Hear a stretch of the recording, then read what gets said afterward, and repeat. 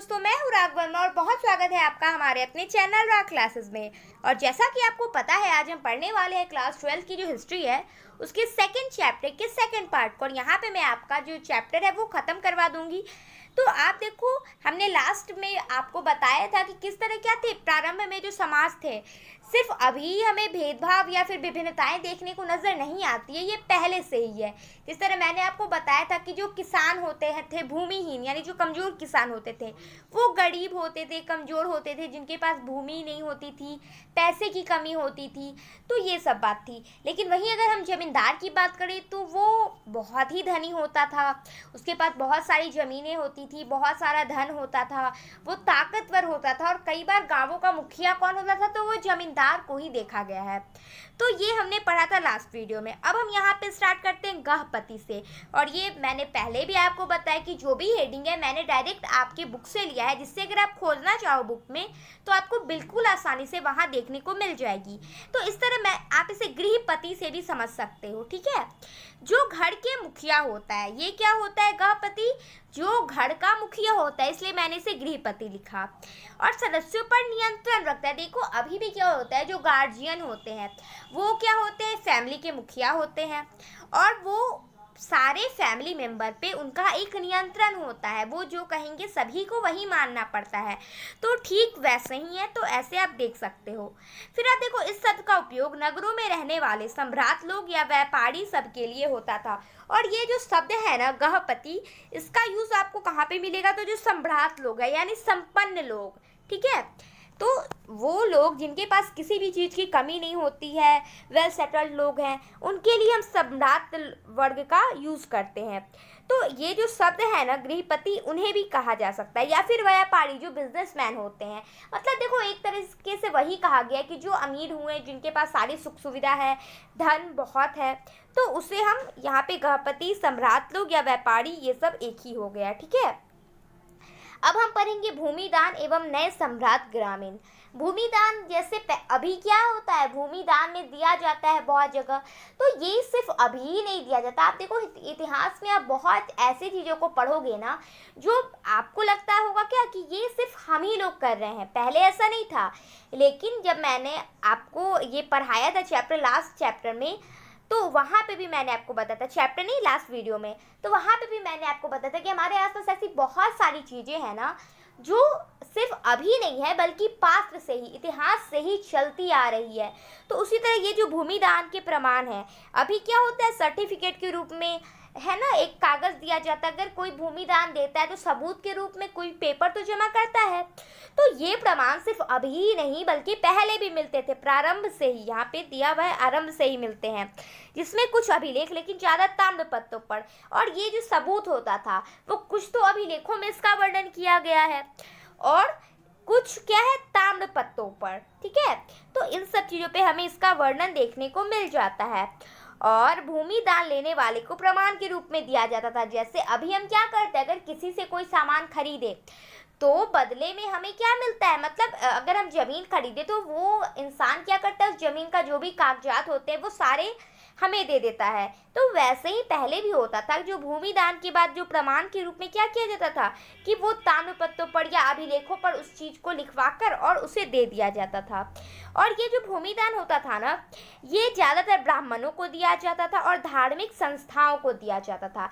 जो बड़े बड़े चैरिटी करते थे, इस तरह के लोगों को दे दिया जाता था, धार्मिक संस्थाओं को दे दिया जाता था, या फिर ब्राह्मणों को दान दिया जाता था। तो ये तो आप देखो अभी भी क्या है, ब्राह्मणों को बहुत दान दिया जाता है, तो उसी तरह है।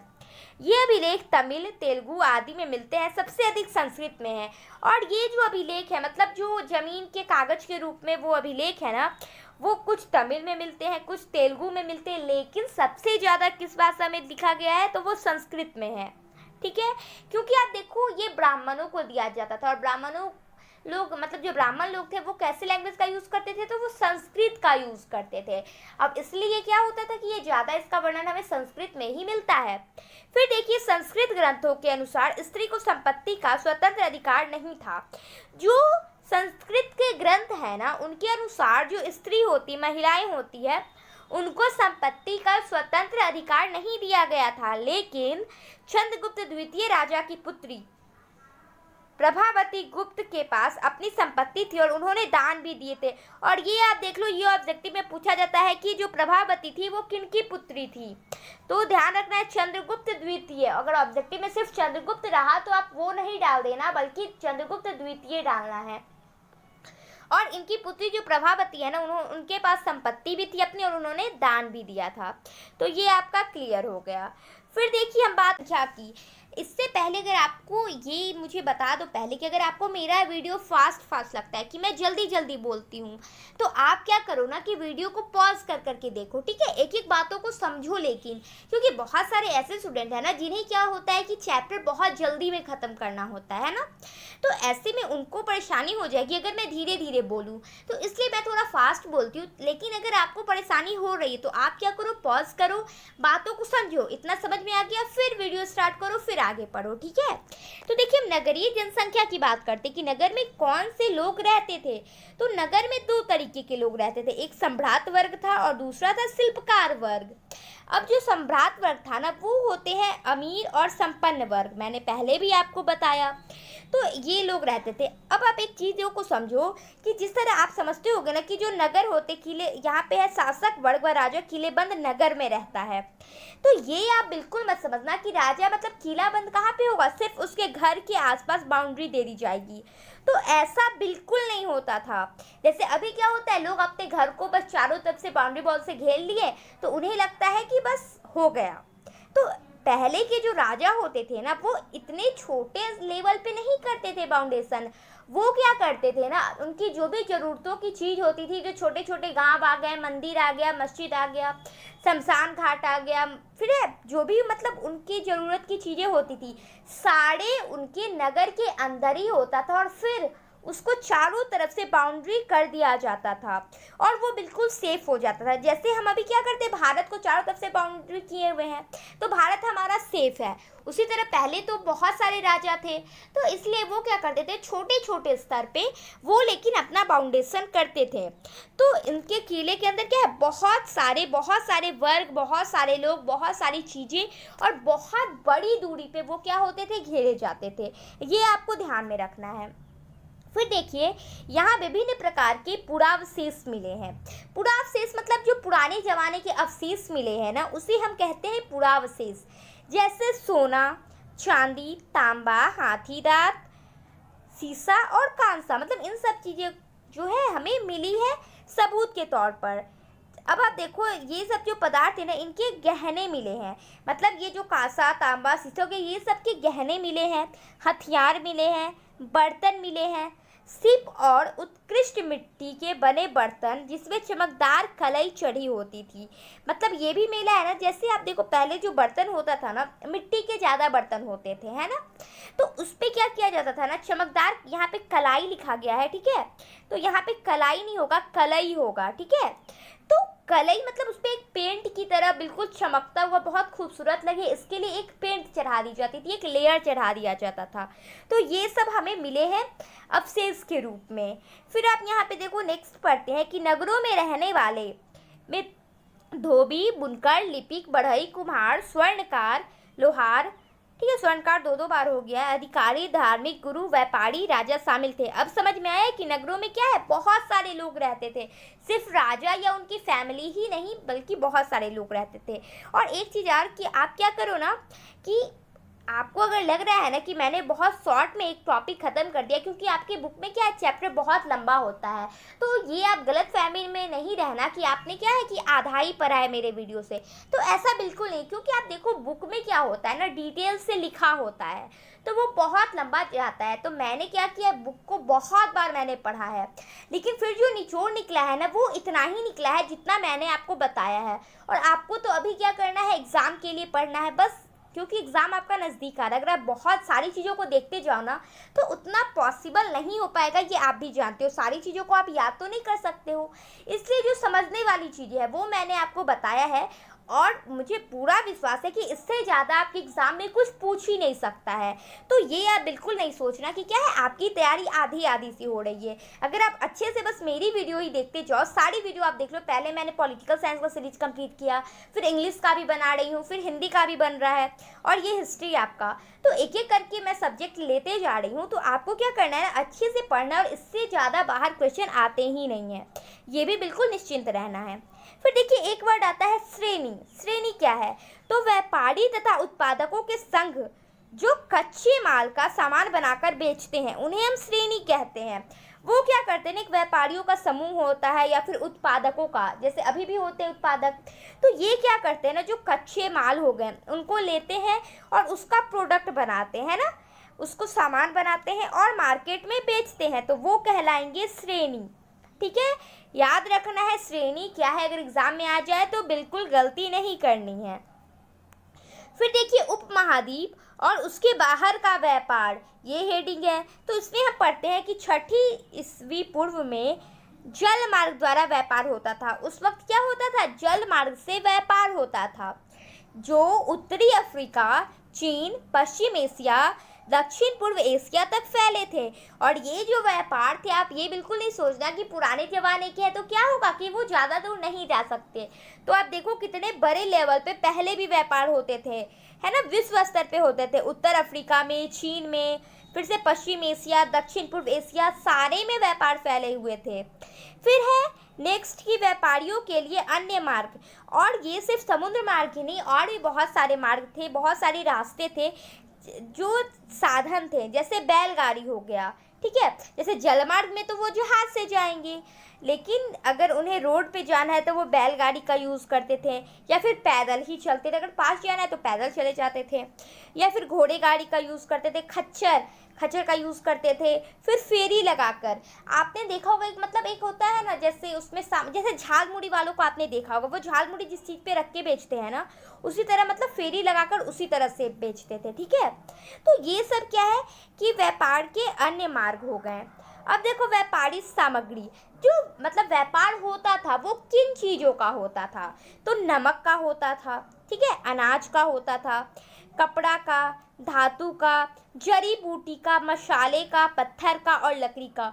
और भारत को तो आपको पता है, भारत सबसे ज़्यादा किस कारण फेमस है, तो वो है मसाले।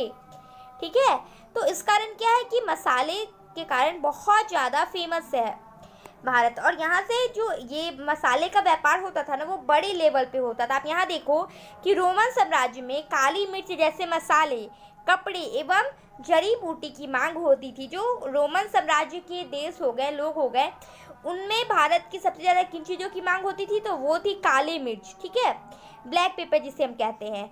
फिर मसाले, इस तरह के और भी मसाले, क्योंकि भारत को मसालों का देश कहा जाता है। यहाँ बहुत सारे मसाले उगाए जाते हैं जो विश्व के किसी भी कोने में नहीं होते। फिर है कपड़े, इसका भी बहुत अच्छा उत्पादक था भारत। फिर जड़ी बूटियाँ, ये भी क्या है, भारत में बहुत अच्छी मात्रा में पाई जाती है। तो ये भी आपका क्लियर हो गया। अब हम पढ़ते हैं सिक्के और राजा। सिक्के भी आप समझ रहे हो, राजा भी आप समझ रहे हो, तो हेडिंग को तो मुझे नहीं डिफाइन करना है। यहाँ पे देखो, सिक्के का प्रचलन से व्यापार में सुविधा मिली। बिल्कुल सही बात है। पहले, उससे पहले क्या होता था, सामानों से सामान का मतलब अदला बदली होता था। फिर क्या होता था, ऐसे में बहुत ज़्यादा परेशानी आ जाती थी, क्योंकि किसी को और कुछ सामान बेचना है तो चाहिए कुछ और होता है, उसी तरह दूसरे की चाहत होती है। तो ऐसे में क्या होता है ना, व्यापार करना मुश्किल हो जाता है। जैसे मेरे पास क्या है, गाय है, और मुझे इसके बदले गेहूँ चाहिए। किसी को गाय तो चाहिए, लेकिन उसके बदले उसको कपड़ा चाहिए, तो हमारे बीच तो लेन देन नहीं हो पाएगा, इसलिए मुश्किल आने लगी। तो सिक्के का प्रचलन आया। तो जो किसके होते थे ना, सोने के होते थे, चांदी के होते थे और तांबे के होते थे। ये सब हमें खुदाई के दौरान मिले। और ये सब हम इतनी अच्छी तरीके से क्यों जानते, क्योंकि हमें खुदाई में मिला है। क्योंकि ये तो बिल्कुल फैक्ट है कि उस वक्त हम नहीं थे, लेकिन फिर भी ये जो कुछ चीज़ अवशेष मिले हैं ना, उनसे हम पता लगाते हैं इतिहास के बारे में। तो ये सब हमें खुदाई में मिले हैं। फिर आप देखो, हाथ सिक्कों पर प्रतीक भी बने होते थे। ठीक है, हाथ सिक्कों पर कुछ प्रतीक बने होते थे, यानी मतलब कुछ साइन टाइप का बना होता था। जैसे मैंने आपको फर्स्ट वीडियो में अशोक के फेस वाले, जिसको क्या कहा जाता था कि प्रियदर्शी, जो प्रिय मुख वाले अशोक का जो चेहरा होता था वो सिक्के में रहता था। तो इस तरह के जो सिक्के होते हैं ना वो आहत सिक्के कहलाते हैं। यूनानी शासकों ने सबसे पहले शासकों के नाम और प्रतिमा के सिक्के जारी किए, और ये ऑब्जेक्टिव में आता है, याद रखना, इसलिए मैंने क्या किया, इससे बोल्ड लिखा है ना, बोल्ड रूप में। तो ये क्या है ना, यूनानी शासक जो होते थे ना, उन्होंने सबसे पहले शासकों के नाम और उनके प्रतिमा के साथ जो सिक्के चलाए गए थे वो सबसे पहले यूनानी शासकों ने चलाया था। और वहीं ये भी क्वेश्चन में आता है कि कुषाण राजाओं ने सबसे पहले सोने के सिक्के जारी किए थे। भारत में सबसे पहले सोने के सिक्के किसने जारी किए, तो वो कुषाण शासकों ने किया। ठीक है, सोने के सिक्के का उपयोग कीमती चीज़ों के लिए होता था, और ये भाई सोना क्या है, कीमती चीज़ है, तो बिल्कुल सस्ती चीज़ों के लिए इसका यूज़ तो नहीं होगा। तो जो महंगे चीज़ें होते थे, जो कीमती होती थी, उसके लिए इसका यूज़ होता था। दक्षिण भारत के बड़ी तादाद में रोमन सिक्के मिले, और जो दक्षिण भारत का इलाका हमारा आता है, आंध्र प्रदेश, तमिलनाडु, कर्नाटक, इस सभी क्षेत्रों में ना रोमन सिक्के बहुत ही ज़्यादा मात्रा में, बहुत बड़ी संख्या में मिले हैं हमें। एक रह गया कि सिक्के इसलिए कम मिलते हैं क्योंकि वे प्रचलन में थे, जिस कारण किसी ने इसका संग्रह ही नहीं किया। अब आप देखो, जो पुराने सिक्के होते हैं वो हमें कम मिलते हैं, लेकिन ऐसा तो नहीं है कि उस समय वो कम होंगे, लेकिन एक्चुअली क्या होता है ना कि वो सिक्के बिल्कुल यूज़ में थे। अब अभी आप देख लो, जो चीज़ें बिल्कुल सामान्य है, यूज़ में, मार्केट में बिल्कुल हमेशा अवेलेबल होती है, तो वो हम खरीद के नहीं रखना चाहते, मतलब वो तो हमें पता होता है कि मार्केट में मिल ही जाएगा। अब आप देख लो, जो हमारे घर में क्या होता है, राशन आता है, तो उसमें जो चावल हो गया, आटा हो गया, ये सब बहुत बड़ी मतलब मात्रा में हम ले लेते हैं महीने का एक बार। लेकिन जो दूध जैसी चीज़ें हो गई, बिस्किट हो गई, तो ये सब क्या कहते हैं, हमें पता होता है कि अगर नहीं भी, हम कम भी नहीं है तो मार्केट में अवेलेबल है, हम तुरंत खरीद लेंगे, तो इसका हम संग्रह ज़्यादा नहीं करते। तो ठीक उसी तरह ये जो सिक्के थे, उस वक्त लोगों को क्या लग रहा था कि ये तो कॉमन है, ये तो सभी के पास है ही, तो इसे बचा के क्यों रखना है, इसलिए क्या है कि ये हमें कम मिलते हैं। तो आई होप आपको अच्छे से समझ में आ रहा होगा। अब आप देखो, अभिलेखों का आज कैसे निकाला जाता है। अभिलेखों का अब मतलब जो अभिलेख होते हैं ना, आज नहीं, यहाँ पे अर्थ लिखना था, ठीक है, एक्चुअली बहुत लिखना होता है, थोड़ा सा क्या होता है, मिस टाइपिंग हो जाता है। तो यहाँ जो अभिलेख का अर्थ कैसे निकाला गया, ये हमें पता करना है। तो आप देखो, अक्षरों को पढ़कर हमें कैसे पता चलेगा, क्योंकि अभिलेखों को हमने तो नहीं बनाया, फिर भी हम क्या करते हैं कि इतिहास के बारे में बहुत सारी जानकारी रखते हैं, चाहे वो हड़प्पा सभ्यता हो, सबसे पुरानी सभ्यता है, या फिर कोई भी सभ्यता हो, वैदिक सभ्यता हो, तो सभी के बारे में हमें पता है, तो वो अभिलेखों से होता है। अब उसका अर्थ हम पढ़ के निकालते हैं या फिर तुलना करके निकालते हैं। मान लो कि ऐसे चित्र वाले क्या है, हड़प्पा सभ्यता में मिले, तो फिर ऐसे चित्र जो नए टाइप के चित्र मिलेंगे, ये तो हम श्योर हो जाएंगे कि वो हड़प्पा सभ्यता के नहीं है, तो वो किसी और सभ्यता के होंगे। ऐसे में हम क्या करते हैं, कंपेयर कर करके, तुलना कर करके अंदाजा लगा लेते हैं। भारतीय पंडितों की मदद से यूरोपीय विद्वानों ने पांडुलिपि का अध्ययन किया। देखिए, इन्होंने, यूरोपीय विद्वानों ने जो पांडुलिपि का अध्ययन किया ना, इसमें उन्होंने मदद किससे ली, तो भारतीय पंडितों ने से ली। ठीक है, तो ये आपका क्लियर हो गया। फिर आप देखो, जेम्स प्रिंसेप ने अशोक के समय की ब्राह्मणी लिपि का अर्थ निकाला। जो जेम्स प्रिंसेप है, मैंने फर्स्ट वीडियो में भी इनके बारे में आपको बताया था कि ये ईस्ट इंडिया कंपनी के अधिकारी थे, और इन्होंने ना कि सिर्फ ब्राह्मणी लिपि बल्कि खरोष्ठी लिपि का भी अर्थ निकाला था। ठीक है, अब आप देखो, ये जो प्राचीन अभिलेख थे ना, इसमें कैसी भाषा का यूज़ होता था, तो वो प्राकृतिक भाषा का यूज़ होता था। जो प्राचीन अभिलेख हमें मिले बहुत पहले के, लेकिन फिर जो बाद के अभिलेख हैं, मतलब जो प्राचीन अभिलेख से थोड़ा वक्त के बाद के हैं, उसमें संस्कृत भाषा का हमें वर्णन मिलता है। तो ये आपको याद रखना है, मे बी ऑब्जेक्टिव में पूछ लिया जाए। फिर आप देखो, अभिलेखों का ऐतिहासिक साक्ष्य, जो अभिलेख है उसका इतिहास में मतलब क्या सबूत है, तो ये आप देखो कि इतिहासकारों ने अभिलेखों के अध्ययन से ही इतिहास लिखा। जो इतिहासकार है वो हिस्ट्री किस बेसिस पे लिखेंगे, उन्हें कैसे पता चलेगा कि पहले का इतिहास था वो क्या था, तो वो क्या करते हैं ना, अभिलेखों का अध्ययन करते। जैसे आप देखो, रामायण के बारे में अगर आपको जानना है, राम जी के बारे में, सीता जी के बारे में, तो आप क्या करोगे, रामायण पढ़ोगे। तो आप पुरानी चीज़ों को पढ़ोगे तब तो आप उसके बारे में जानोगे। तो जो इतिहासकार है ना, वो पुराने अभिलेखों को पढ़ते हैं, तभी वो इतिहास लिख पाते हैं।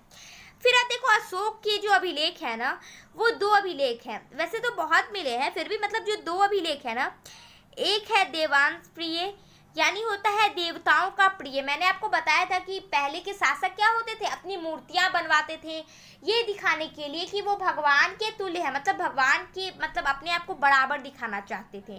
तो अशोक की अभिलेख एक मिले है देवान प्रिय यानी देवताओं के प्रिय, और दूसरा है प्रियदर्शी मतलब सुंदर मुख वाला। प्रियदर्शी मतलब क्या होता है, जो देखने में बहुत ही प्यारा लगे, खूबसूरत लगे, तो वही प्रियदर्शी यानी सुंदर मुख वाला। क्लियर हो गया अशोक के दो अभिलेख। ऑब्जेक्टिव में पूछा जाए तो आपको याद होना चाहिए। फिर देखिए इतिहासकारों ने अभिलेखों की भाषा शैली समानता को देखकर अंदाजा लगाया कि कौन से अभिलेख एक ही शासक के हैं, और उन्होंने क्या किया ना, इतिहासकारों ने कि अभिलेखों की भाषा देखी कि वो किस भाषा में है। जैसे मैंने अभी आपको बताया कि जो पुराने अभिलेख है उसमें प्रकृति भाषा है, लेकिन जो नए अभिलेख है मतलब उसके बाद के उसमें संस्कृत भाषा है। तो उसी तरह वो भी कंपेयर करते थे भाषा थे तो उन्हें पता चल जाता था। या फिर शैली मतलब लिखने का जो तरीका था। फिर समानता मतलब वही देखने में कितना सेम लग रहा है। इन सभी चीजों को देखकर क्या किया जाता था कि अंदाजा लगाया जाता था। फिर आप देखो कि अभिलेख साक्ष्य की सीमा मतलब जो उसका सबूत मिला है ना वो किस लेवल पे मिला है, मतलब उसकी क्या क्या सीमा थी और मतलब किस तरीके से हम उसे पढ़ते हैं, क्या प्रॉब्लम्स आती है, ये सारे आप देखो कि बहुत बार शब्द इतने हल्के हो जाते हैं कि जिसे पढ़ने में कठिनाइयाँ होती है। जैसे आप देखो ये जो अभिलेख लिखे हुए ये बहुत पहले के हैं। आप देखो अगर आप 2 साल की कॉपी आप अपनी पुरानी उठाकर देखो तो उसका भी रंग क्या थोड़ा थोड़ा मतलब धुंधला टाइप का दिखने लगता है, और ये तो बहुत मतलब हम बोल भी नहीं सकते इतने ज़्यादा पुराने हैं। तो ऐसे में क्या है ना कि इसके जो शब्द है ना, इसकी जो लिखावटें हैं वो थोड़ी थोड़ी हल्की पड़ गई है, जिस कारण पढ़ने में कठिनाइयाँ आ जाती है।